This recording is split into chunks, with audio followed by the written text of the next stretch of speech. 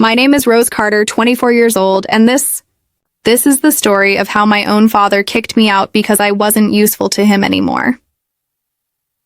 It all began one Sunday morning, the kind where the sun shines too bright for how dark life feels. My dad, Harold, stomped through the hallway yelling my name like I was a criminal. Rose! Get down here, now! I came downstairs, still in my work clothes from the night shift. I was exhausted.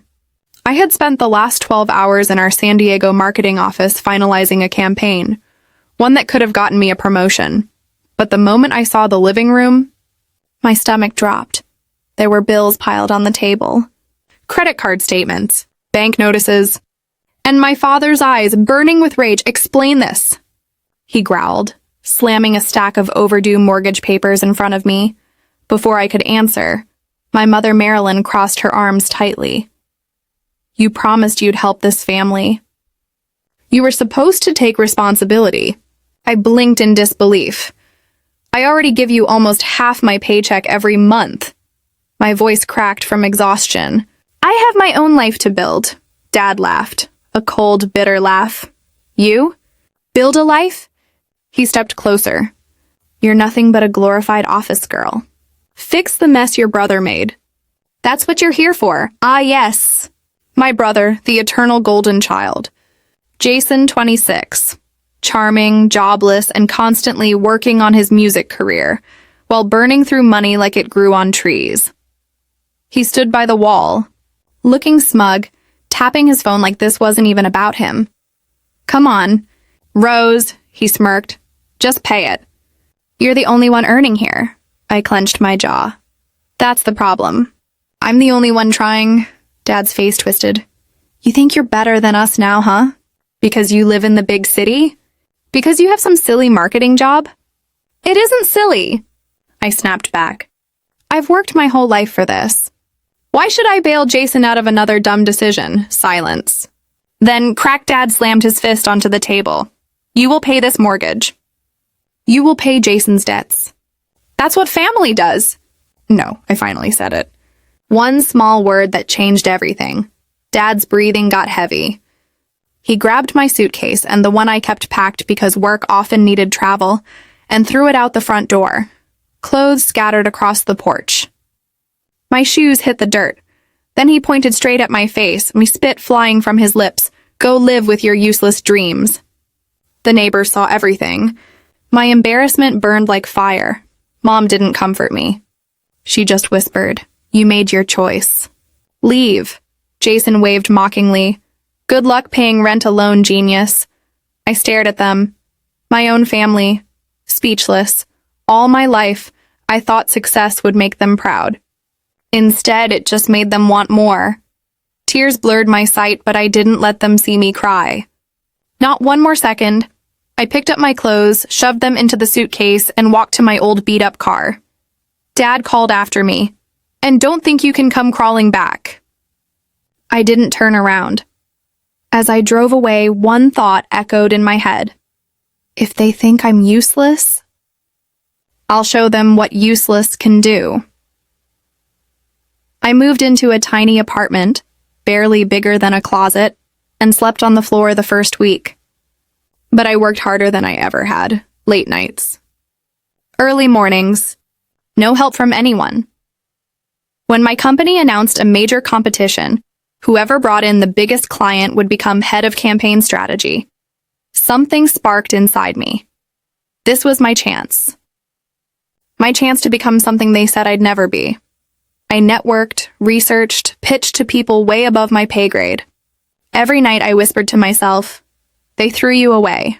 Prove you were worth keeping. Then the impossible happened. I landed a multi-million-dollar tech account. Me, the useless dreamer. My boss shook my hand with the biggest smile. You just changed this company. The promotion is yours, Rose. I walked out of that office with the sun warm on my face and unstoppable fire in my heart, for the first time in years. I felt proud of myself, but then my phone rang. Mom, her voice trembled, desperate. Rose, please, we need you. The bank is taking the house. Your father was wrong.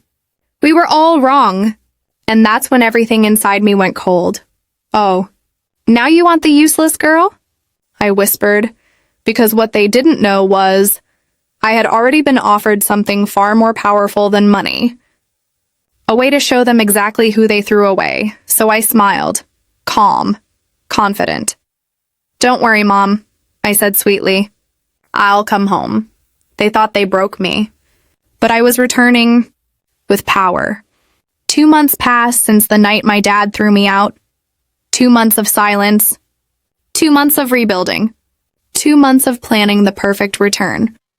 I stood in front of my bathroom mirror, adjusting the sharp black blazer that now matched my title, Head of Campaign Strategy, Aurora Marketing, San Diego headquarters. My name was engraved on the office door. My paycheck multiplied by 4. People actually listened to me. Every success felt like a direct slap to the faces of those who called me useless. This wasn't just a comeback. It was a transformation. As I headed out, my boss, Evelyn Shaw, stopped me with a confident grin. Morning, Rose. Big day. We've got interviews for the new corporate partnership rep. I want you leading the panel. I froze for a moment. Me?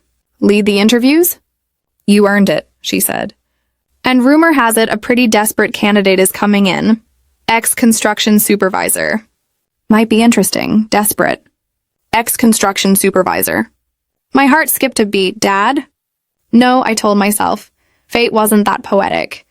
But a tiny spark of hope flickered anyway. At lunch, my phone buzzed again. Mom. I stared at the screen but didn't pick up. I wasn't ready. Voicemails stacked daily. We need help. Your father is struggling.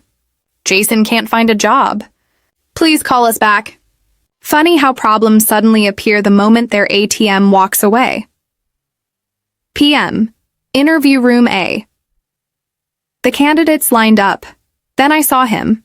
Harold Carter. My father. Same short-tempered face, but now older. Sunken eyes. Cheap suit. Hands trembling as he gripped his resume. My breath caught in my throat. He didn't notice me yet. Behind him, Jason slouched in a chair in the waiting area, wearing my old coat. The coat I left behind when he and Dad told me to get out. That was it. The confirmation. They had lost everything. When Dad stepped inside the interview room, he looked around nervously. I cleared my throat. Hello. Harold! His head snapped up. His face turned from confusion to shock. To humiliation, he rose. The other manager smiled politely, unaware of the storm brewing in that moment. I leaned back, folding my hands calmly. So, Mr. Carter, I said professionally, why do you want to work at Aurora Marketing? His face turned red. He opened his mouth, closed it, then tried again. I need a job. I've got experience in supervising and I cut him off, sharp, controlled. And why should we believe you're reliable? Considering you kicked your employed, responsible daughter into the street for not supporting your unemployed son? The room went dead silent. My co-panelists stared in shock. Dad looked like I had slapped him. That's personal, he muttered. No, I said, voice like ice. It's relevant. We value loyalty here, I leaned forward. But you've shown none. He stared at me, guilt, shame, anger swirling in his eyes. My daughter shouldn't be in that chair, he spat quietly. This is ridiculous, I smiled. Yes, I thought so too. When you threw my clothes outside and told me to go live with my useless dreams. He flinched like the words were daggers. One manager tapped his pen awkwardly. I would think we should step outside. No, I said firmly. I have one more question. I stood. If you had the chance to do things differently, would you still treat me like nothing? He choked on silence, his lips trembled. Pride warred with regret. But the truth sat heavy. He couldn't say, sorry, not Dad. He finally whispered, you still owe your family. The last thread snapped. I calmly gathered the resumes. Thank you for your time. Mr. Carter. I said his name like he was a stranger. We'll be in touch. Dad tried to stand taller. "This company will be lucky to have me," he grumbled. I turned my back on him as he left. Not once did he say, "I'm proud of you." Not once did he say, "I'm sorry." He never would. Later in the hallway, Jason blocked my path. "So you think you're some big boss now?" He sneered. "You're nothing without us." I laughed softly. It felt good, genuine, funny, and I said, "Because it looks like you're the ones with nothing." He lunged angrily, but security stepped in. "He's leaving," I ordered. They escorted him out like the trouble he'd always been. As the doors closed, I felt something unbreakable inside me. Power. Not revenge yet. Not fully, but the beginning of it. At home that night, I sat on my balcony overlooking the glowing city. San Diego looked beautiful, and it finally belonged to me. My phone buzzed again. "Dad, I need that job. Call me back. No apology. No humility. Just need," I typed slowly. "I'll see what I can do. Not yes. Not no. Just enough to make him sweat. Because now, I didn't want revenge fast. I wanted them to feel what I felt. The fear, the uncertainty, the regret, the powerlessness they had thrown me away like trash. Now they would learn exactly who they threw away. I stared out at the skyline, eyes burning with determination. This time, I wasn't coming back as their daughter. I was coming back as their karma. The next morning, I walked into the office with a strategy, not for marketing, but for revenge. I met with my boss, Evelyn.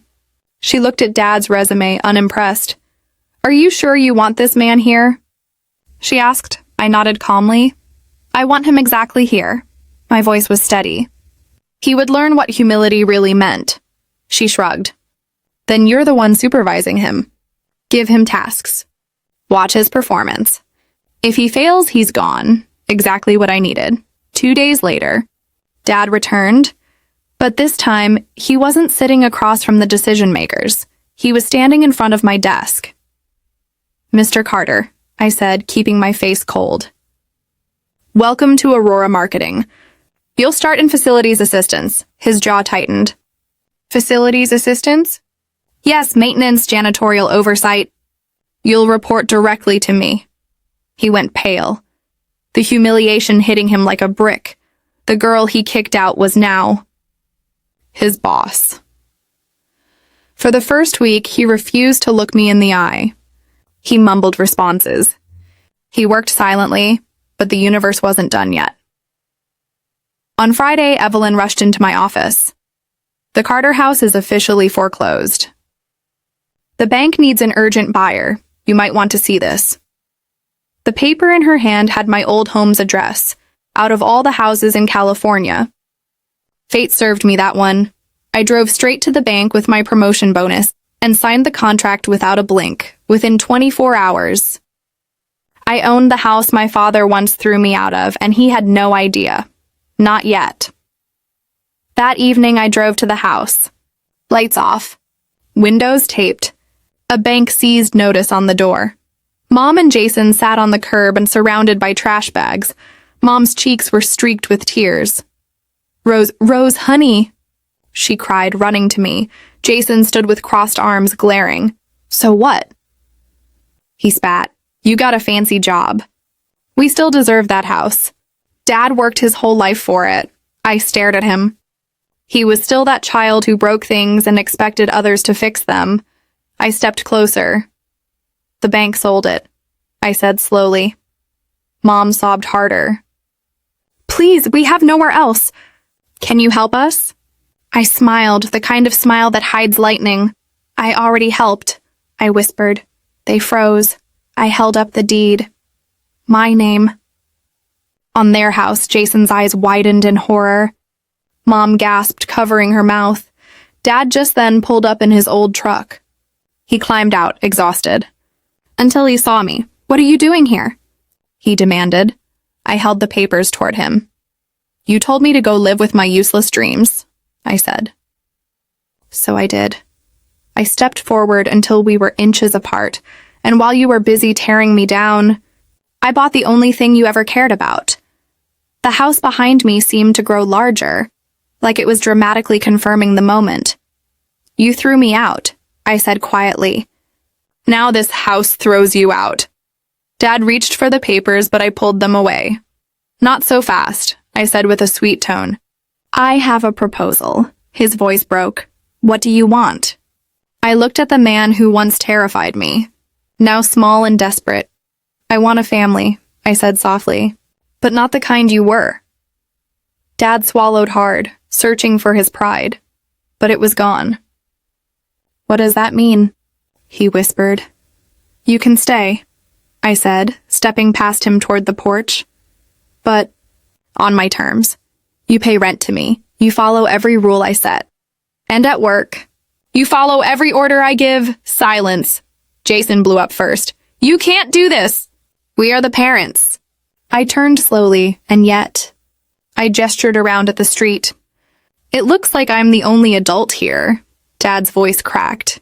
You would do this to your own father? I stared at him, unblinking. You made me homeless. You made me feel like trash.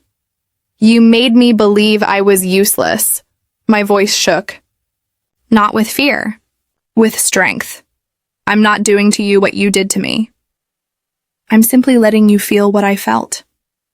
For once, he lowered his head. Mom sobbed quietly. Jason kicked the ground, furious and helpless. I dropped the house keys into Dad's shaking hand. You want your home? I whispered. Earn it. His shoulders trembled. Whether it was shame or anger, I didn't care because this time I held the power. As I turned to leave, Jason shouted after me, This isn't over, Rose! I smirked over my shoulder. No, it's just beginning. 3 months passed. Dad now worked quietly under me at Aurora Marketing. Punctual, polite. Humility had reshaped him into someone almost unrecognizable. Mom and Jason lived in the house under my lease. Mom kept it clean and warm, like she was trying to rebuild something. But Jason resented every breath I took. He refused to pay rent. He picked fights daily. He swore one day he would take back what was his. I wasn't surprised. Entitlement doesn't fade easily. One afternoon, security called me downstairs. There's a situation with a family member, the guard stated. My heartbeat slowed into a steady drumbeat. Jason. And sure enough, he stood in the lobby with a forced smile and a fire behind his eyes. What are you doing here? I asked, arms crossed. He stepped closer, lowering his voice. You might be bossing Dad around, he said darkly. But the house is still ours. I found a way to prove it. I raised a brow. What way? He grinned like a villain in a bad movie. Some files in Dad's old office. Conversations, tax records, mortgage notes. Enough to show you illegally stole the house. I laughed because it was pathetic. Jason, you clearly don't understand how foreclosure works. His grin faltered, but then he pulled something else out of his bag, a USB drive. This has more, he said. Personal info about your boss. Enough to blackmail Aurora Marketing. Either you hand over the house, or I ruin your career. My blood chilled. Not from fear, but from anger. He wasn't just attacking me anymore. He was threatening the company that believed in me. I stepped closer, voice low. You crossed a line, Jason. He smirked. No, sis. I finally took control. I nodded to security. Check his bag. Jason's smirk vanished as guards searched and pulled out folders of stolen documents. Internal Aurora plans. Contract bids. Confidential client lists. He stole these. From Dad's maintenance office, Dad came running from the back hallway, pale as paper. Jason, what the hell did you do? Jason pointed at me, furious. She left us to rot. I did this for us. You said she owed us. Dad slapped him, not in rage, but disappointment. I never asked you to commit crimes, Dad said, voice broken. I asked you to grow up. Security radios chirped. Authorities have been notified. Jason panicked as two officers entered the lobby. "You can't arrest me." "I'm a Carter. This company stole from us." The officers didn't hesitate. Within minutes, Jason was cuffed and escorted out, screaming, accusing, blaming everyone but himself. As he was dragged past me, I whispered, "You were given a chance to change, Jason. You threw it away. Just like you threw away your future." He spit at the floor near my shoes. "You'll regret this." I swear. The doors slammed behind him. Silence swallowed the lobby. Dad stood completely still. His eyes, tired and defeated, lifted to meet mine. For the first time. There was no arrogance, no anger, just regret. He dropped to a seat on a bench, burying his face in his hands. "I did this," he muttered. "I raised him like this. Made him believe the world owed him everything." He looked up at me, tears in his eyes. "And I made you believe you were worth nothing." The world paused. There it was. The apology I waited my whole life to hear. "I am so sorry, Rose." His voice cracked like a broken promise. "I don't deserve your forgiveness, but I am proud of you. So proud." I sat beside him quietly. No anger left. No need to shout. Just calm. "People make mistakes, Dad," I said softly. "It's how they fix them that matters." He nodded, his shoulders shaking. "Thank you for not giving up on us," he whispered. I shook my head. "I did give up," I said honestly. And that saved me. He didn't argue, because it was true. That evening, Mom knocked on my apartment door, holding a casserole dish like old times. Her hands trembled. "I don't expect you to believe this," she whispered. "But I never stopped being proud of you." My heart tightened. She placed a hand over mine. "We followed the wrong child," she said, tears streaming. "And we lost our right to call you ours. But maybe you can help us learn how to be a real family again." A long silence. Then I pulled her into a gentle hug. "First step," I whispered. "No more taking advantage of anyone, especially me." She nodded against my shoulder. "I promise." Weeks passed. Jason faced charges and rehab. Dad worked harder than anyone in his department. Mom started taking small jobs and therapy sessions. The house felt different, calmer, smarter, healthier. And me? I stood on the balcony of my apartment, the city lights glowing. Below it, the air warm and free. I didn't return as the broken girl they rejected. I returned as the woman who finally valued her own worth. Dad once told me, "Try living with your useless dreams." He was right. I tried. I lived them. And those dreams didn't just come true. They came home with me.